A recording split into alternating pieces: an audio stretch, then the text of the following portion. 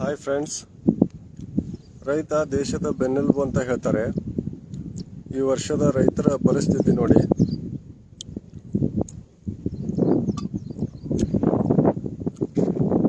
ಇದು ಈ ವರ್ಷದ ನಮ್ಮ ಹೊಲದಲ್ಲಿನ ಮೆಣಸಿನಕಾಯಿ ಬೆಳೆ. ಇವಾಗಲೇ ಸೆಪ್ಟೆಂಬರ್ ತಿಂಗಳು, 2 ತಿಂಗಳಾಯ್ತು ಮೆಣಸಿನಕಾಯಿ ಹಾಕಿ ಗಿಡ. ನಾವು 2 ತಿಂಗಳಲ್ಲಿ ಮಳೆ ಜಾಸ್ತಿಯಾಗಿ ಈ ಪರಿಸ್ಥಿತಿಯಲ್ಲಿದ್ದಾವೆ ಮೆಣಸಿನ ಗಿಡಗಳು. ಇದು ಯಾವಾಗ ಬೆಳೆಯೋದು, ಯಾವಾಗ ಕಾಯಿ ಬಿಡೋದು? ರೈತರು ಮೆಣಸಿನಕಾಯಿನ ಯಾವಾಗ ಕೀಳೋದು? ನೋಡಿ ಫ್ರೆಂಡ್ಸ್, ಯಾರು ಕೇಳೋರು ರೈತರ ಕಷ್ಟನ? ಇದು ಶೇಂಗಾ ಬೆಳೆ ನಮ್ಮ ಹೊಲದಲ್ಲಿದು. ನೋಡಿ ಫ್ರೆಂಡ್ಸ್, ರೈತ ದೇಶದ ಬೆನ್ನೆಲುಬು ಅಂತ ಹೇಳ್ತಾರೆ. ರೈತರ ಬೆನ್ನೆಲುಬು ಮುರಿದ್ರೂ ಪರವಾಗಿಲ್ಲ, ರೈತ ಮಾತ್ರ ದೇಶದ ಬೆನ್ನೆಲುಬು. ನೋಡಿ, ಇದು ಕಳೆ ಕಿತ್ತಿರೋದು, ಮತ್ತೆ ಅಲ್ಲೇ ಅಂಟ್ಕೊಂಡಿದೆ. ವಾಪಸ್ 10,000 ಖರ್ಚು ಮಾಡಿ ಕಳೆ ಕಳಿಸಿದ್ದು, ಮತ್ತೆ ವಾಪಸ್ 10,000 ಖರ್ಚು ಮಾಡಿ ತೆಗೆಸ್ಬೇಕು.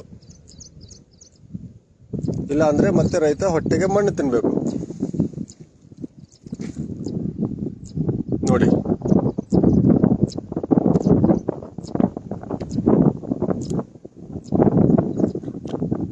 ಯಾವ ತರ ಇದೆ ರೈತರ ಪರಿಸ್ಥಿತಿ.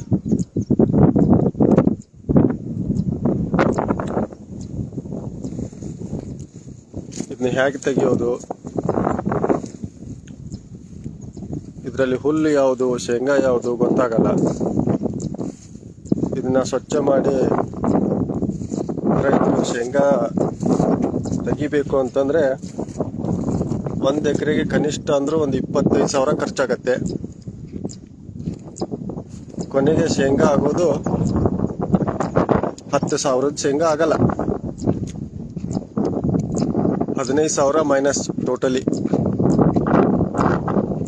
ರೈತ ದೇಶದ ಬೆನ್ನೆಲುಬು. ಯಾರು ಕೇಳ್ತಾರೆ ಕಷ್ಟನ ರೈತರದು?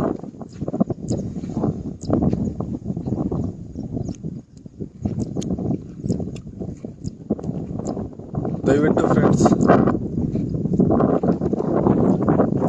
ಮ್ಯಾಕ್ಸಿಮಮ್ ಸಪೋರ್ಟ್ ಮಾಡಿ, ಲೈಕ್ ಮಾಡಿ. ರೈತರಿಗೆ ಬೆಲೆ ಸಿಗುವವರೆಗೂ ಈ ವಿಡಿಯೋನ ಶೇರ್ ಮಾಡಿ. ಎಲ್ಲರೂ ಸೇರಿ ರೈತರಿಗೆ ಬೆಲೆ ಸಿಗೋ ಹಾಗೆ ಮಾಡೋಣ. ದಯವಿಟ್ಟು ಲೈಕ್ ಮಾಡಿ, ಶೇರ್ ಮಾಡಿ, ಸಪೋರ್ಟ್ ಮಾಡಿ.